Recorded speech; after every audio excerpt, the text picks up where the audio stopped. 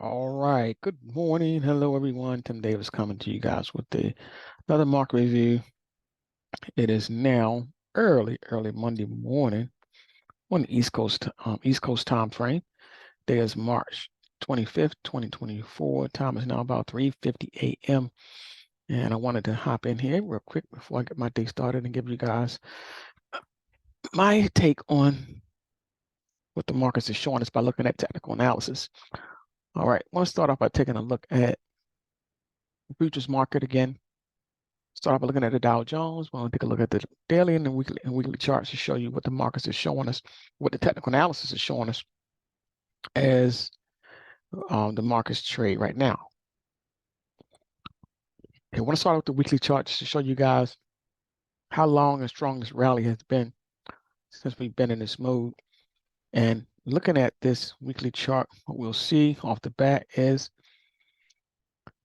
we see a break above this area here. So this area here, strong trend line that I've been following for the past couple of months. Again, we finally broke above it. Now the test will be if it will hold this trend line, if it would get a bounce, and if we hit it, pull back and get another bounce. That's going to be the ultimate test as we travel through the next week or two. Okay, so former resistance now will become support until it's broken. So that is going to be the test for the overall markets. Now, with that said, let's look and see how strong this overall run is and it has been. Let me get rid of this first. Okay, so I want to point this out. So with markets breaking above that new level, that previous support resistance level, now turning to support, markets have reached out to another all-time high is for the Nasdaq, at least the Nasdaq, Dow Jones, and the S&P. We've been in overbought territory on the weekly chart. Look here, since December. So since December, the RSI has been in this overbought territory. So been in overbought territory on the weekly chart for several months now, which leads me to believe that that just can't continue. Normally something like that does not continue all year long to stay in overbought territory on a longer-term weekly chart. So I still say that we're going to see some type of give back now that we have the Fed has found a way to make this market rally. I still think eventually we'll get some type of pullback, meaningful pullback, that would give markets a chance to digest these big moves we've seen over the past couple of months to set a find a new level of support before deciding to take a bounce or go lower. So we have to wait and see how that pans out. But right now we're overbought territory. RSI showing a reading of about a little bit over 80 on the weekly chart. And we've been hovering between 70 to 80 for the past 3 months on RSI. So I do think that will eventually give way.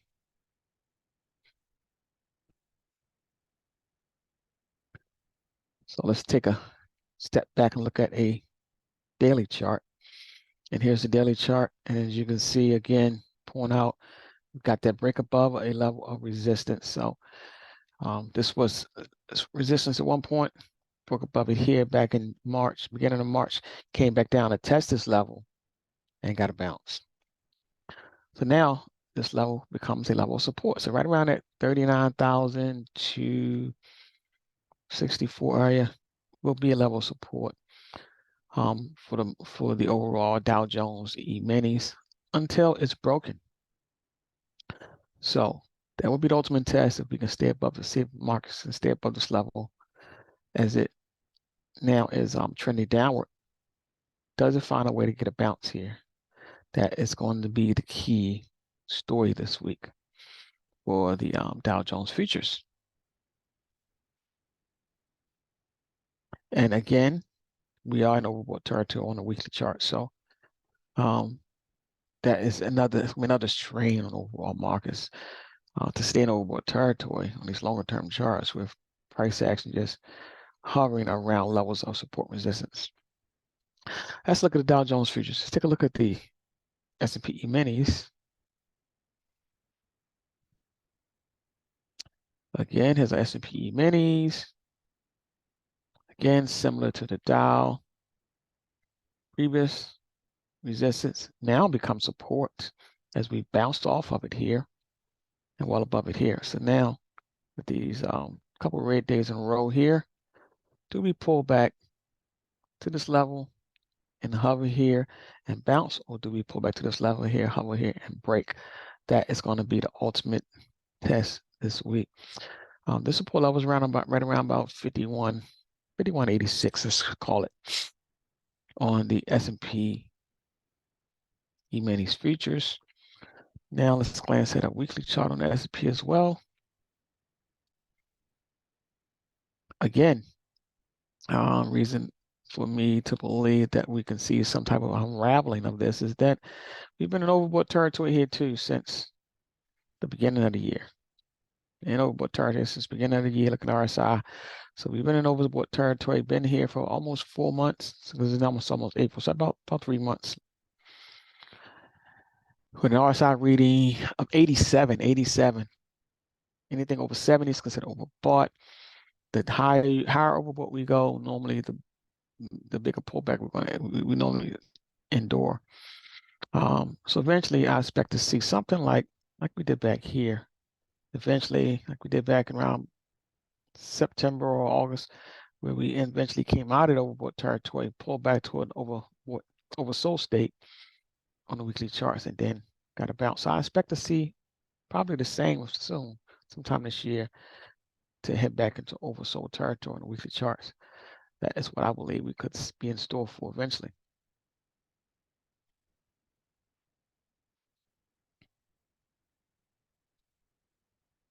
So that's a look at the S&P E-minis.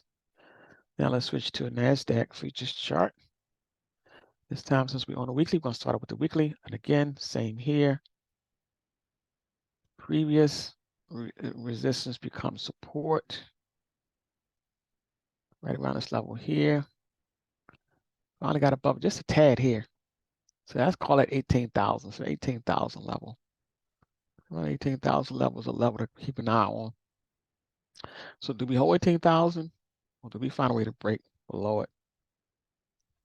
That's going to be a test on this week. Weekly chart is still in overbought territory. And here it's been flirting around with overbought territory since beginning of December. Been hanging around this overbought territory since beginning of December. So almost 4 months now, which leads me to believe that it just is almost inevitable for it to stay there on the weekly chart. Eventually, I think we're going to work itself out and start to digest some of these big moves to the upside that we've seen over the past 4 months. Let's glance at the weekly chart, and let's glance at the daily chart. Here's our daily chart. See, we are above this trend line here. So we're above that 18,000 level in a big way, above 18,000. 18,246 looks like right where our current 20-day moving average is. So anything below 18,200 would give me pause for concern on the NASDAQ. So pay close to that level, right around this 18,200 level, right around here. We're out 20 moving average. Anything below that would definitely give cause for concern of a possible level of support being broken. That is our NASDAQ futures. And let's just take a glance at the Russell. And Russell has been a laggard of the bunch, and it has struggled to break above its of this trend line. 2100. 2100 has been struggling to hold that level. Every time we get above it, we break right back below it. So now the key is, do we continue lower here and break below this 20 moving average, which would take the Russell 2000 below 2073. So that's something to pay close attention to. Whether or not this week the Russell can break above 2100 and hold and close above that level by the end of the week, or will it close below it? Close below it, and we can start to see more pain ahead as we go into the rest of the next couple trading months. Looking at a weekly chart of the Russell futures, hovering around overbought territory. RSI has not been as strong as others, but still hovering around the top, hovering around overbought territory, hovering around the 70% level, right around a level of resistance, right around the 2100 level. Again, does the Russell get above 2100 and hold it this week? Does it get above 2100 and drop back below it? That is going to be something to watch. All right, now, with all of this overbought territory talk, let's take a look at the VIX. What the VIX is showing us, the VIX could also be a key telltale factor as to the markets hover around overbought and stay and continue to go even deeper overbought, or do we pull back? Looking at the VIX show us that it is still back hovering around levels of support. That is, and this is the weekly chart, that has been adhering to for quite a bit, and it's been holding this level of support right around here. Bring this 11 to 13-hour level. The VIX has been holding this level since December, so we've been holding support level, have not been breaking below it. So it leads me to believe that it's just building up momentum, building up a base, strong base down here for a strong case for a big rally, for a big move, a sustainable move, where it could possibly start to garner some momentum and move up in a big way. TTM squeeze show that the selling pressure is getting much weaker. So these pops and pullbacks could lead way eventually to a sustainable upward trending rally in the VIX, and that would be not good for the overall market. So that's something to pay close attention to with the VIX at levels of support, and it's been building up a base for a possible trampoline bounce, while the markets have just been doing the opposite around levels of resistance, cranking out, small incremental new highs from week to week, but like that could be in a reversal pattern. So we can see what happens. So again, our VIX is hovering right around support, while our overall markets are hovering around levels of the VIX is hovering around low points.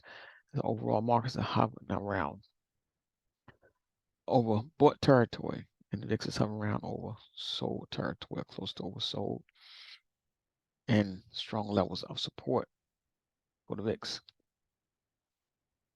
So does the VIX get a bounce here? We have to wait and see. Does it get a sustainable bounce and start to close a week? If it closes a week above 15, that could be something that be mindful to keep an eye on, because we close above 15, we could see the VIX continue to rally. That's a weekly chart of the VIX. Take a look at a daily chart of the VIX. And our daily chart shows a bit of a bounce out of overbought territory, and it's trying to get a bid.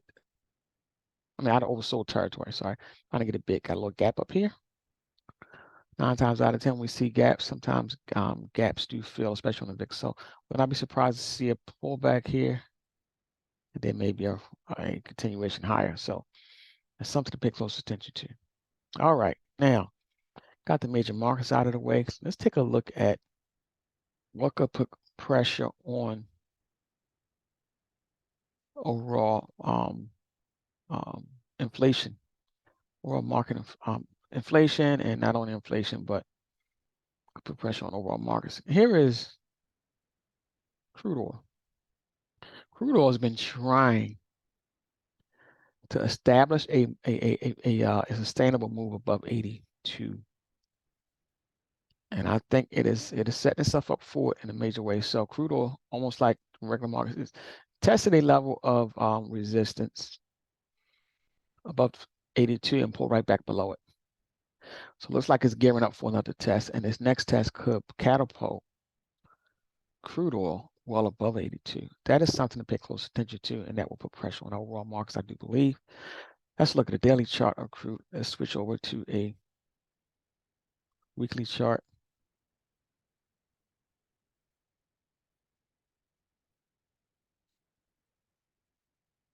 It's crude on the weekly chart. And again, you see price action is really hovering around levels of resistance, right around this 82. It looks like it really wants to break above it. And again, if you look at the bigger picture of a weekly chart of crude, you'll see how it's just been building up momentum after a bounce off the bottom. So it hit a level, a strong level of support back in December, hovered around here for a bit until we got to about January. And then we started playing around with a significant sustainable bounce off of this red line, which is our 200-day moving average. Up and down here for a couple of months, and it got to February, and look like it's starting to make a sustainable move away from that 200-day moving average. Looks like we want to break out above this 82. Again, if we get a close on the weekly above 82, between 82 to 85, that could be a strong signal that we can start to see crude oil try to head up towards that $90 level.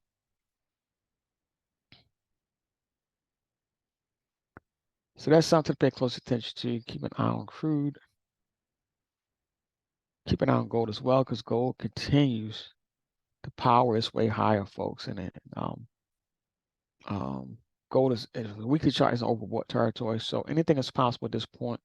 But could it stay here for a minute? It could. It can go even higher overbought, like our markets have been. So it's hovering around here. It looks like some type of bull flag here on the weekly chart. It's hovering around level support right around 2155, just above it. The 2155 looks to be an area of support for gold, and we could see a bounce here. Could see a bounce here. Looking for gold to eventually hold above 2200 on the weekly chart.